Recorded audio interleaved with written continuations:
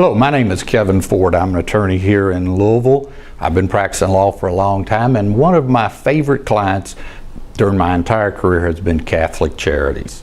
And because they're one of my favorite clients, I try to help them out from time to time.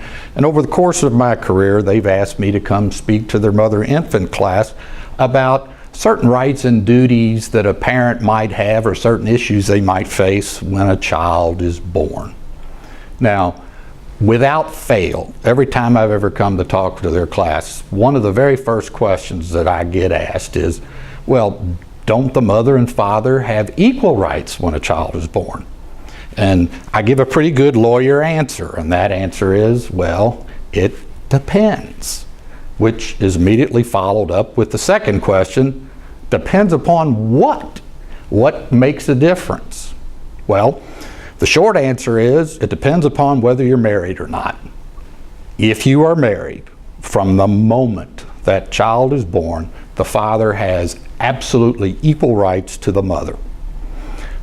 Those rights the father has, even if it's a situation where the husband is not the biological father. Kentucky places great emphasis on marriage, and when a child is born during wedlock, the husband has equal rights to the mother. If you are not married, the surprising answer to the question is the father has absolutely no rights when the child is born until something very important happens. That something is paternity has to get established. Now, in Kentucky, there's one of two ways to establish paternity. The simplest way is the birth father can admit to being the father of the child. Most people understand this as when the father signs the birth certificate form in the hospital. The form has a number, I just call it the birth certificate form. The law says if you sign that form, you're acknowledging the child as your own, and the courts will accept that.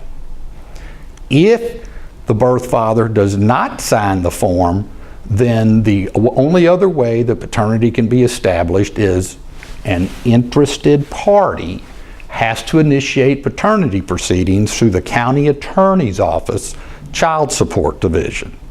Now, I mentioned interested parties. There are 3 people that can initiate paternity proceedings through the county attorney's office, and they do so for different reasons.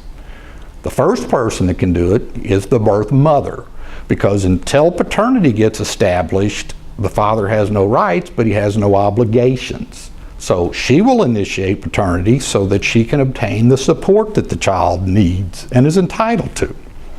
The second person that can initiate paternity through the county attorney is the father. And now he does it because, once again, he has no rights until paternity gets established, and he may want to assert his rights, and he can go to the county attorney's office.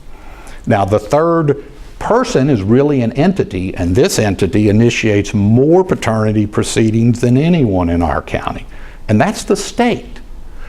If a birth mother obtains any type of benefits, be they medical benefits or AFDC or a child support check, then as part of the condition to obtaining those benefits, the mother signs a form giving the name of the birth father to the state, and they will initiate paternity to basically collect the money that they have paid for the child, that they are currently paying, and that may be paid in the future.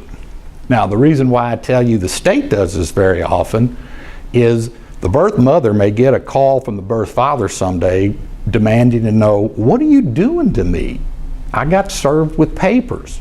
The mother is going to say, I'm not doing anything. Well, technically she's not correct, because when the birth father gets served with those papers, the papers have the mother's name versus him. The state initiates these proceedings against the father in the mother's name. The mother doesn't realize that, and the birth father's not often very happy about that. Now, if paternity is initiated through the county attorney's office, one of the first steps that will happen is there will be what I call a DNA test performed. The DNA test is 100% only in one circumstance.